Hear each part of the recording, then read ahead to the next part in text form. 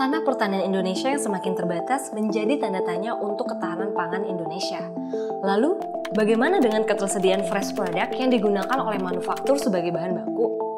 Apakah ada bahan baku yang tepat untuk menggantikan fresh product tersebut?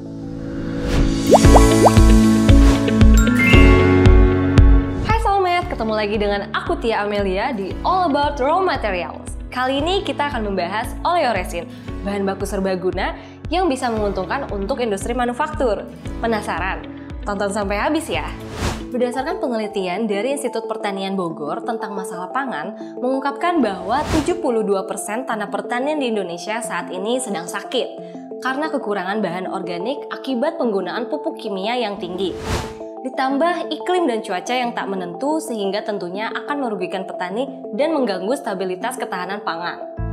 Masalah seperti ini tentu akan berpengaruh pada produksi pangan untuk bahan baku industri manufaktur. Kita ambil contoh, misal pabrik saus sambal. Jika terjadi krisis ketahanan pangan, mereka akan sulit mendapatkan fresh product yaitu cabai merah, sehingga proses produksi saus sambal pun akan terhambat di pabrik tersebut. Lalu, bagaimana? Apakah ada solusi yang tepat dalam permasalahan ini? Tentunya ada. Salah satu solusi dari permasalahan ini adalah menggantikan fresh product dengan oleoresin. Oleoresin merupakan campuran resin dan minyak atsiri atau essential oil yang diperoleh dari proses ekstraksi dari berbagai rempah dengan menggunakan pelarut organik. Dari resin ini akan diambil rasa dan warna, sedangkan dari minyak atsiri akan diambil aromanya dan wewangian. Maka, hasil akhir dari oleoresin ini adalah menghasilkan aroma dan rasa yang kuat juga warna. Rempah yang digunakan dapat berasal dari buah, biji, daun, kulit, maupun rimpang. Contohnya seperti cabai, jahe, kapulaga, kunyit, pala, vanila, dan kayu manis.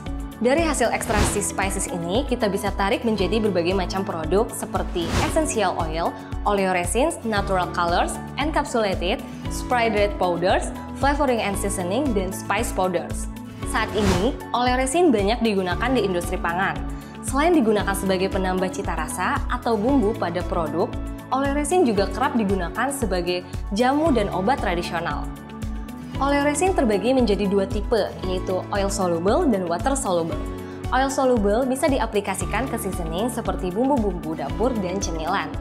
Sedangkan water soluble, karena base-nya air, bisa diaplikasikan ke produk yang berbasis liquid seperti saus, mayones, kecap, dan sirup.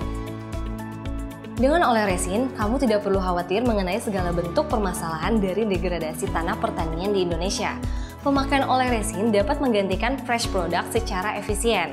Misal, 700 gram cabai segar setara dengan 100 gram oleoresin. Sebagai pengusaha, pemakaian oleoresin juga bisa menghemat ruang penyimpanan dalam gudang. Kedua, masih tentang penyimpanan.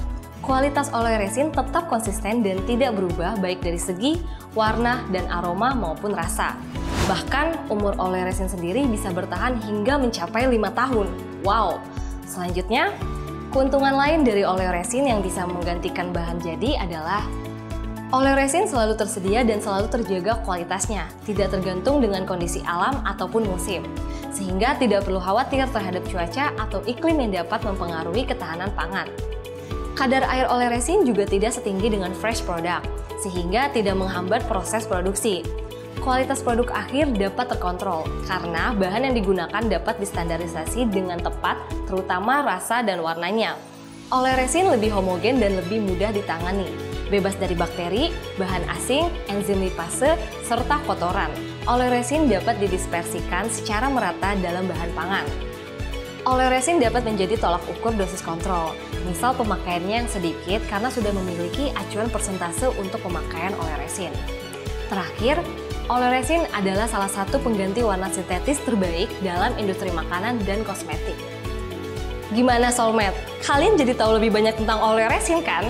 Kalau kalian punya pertanyaan atau informasi unik lain, boleh share di kolom komentar ya. Belajar raw material itu menyenangkan. Simak terus konten informasi seputar bahan baku lainnya hanya di All About Raw Materials. Solubis, everyone can be an entrepreneur.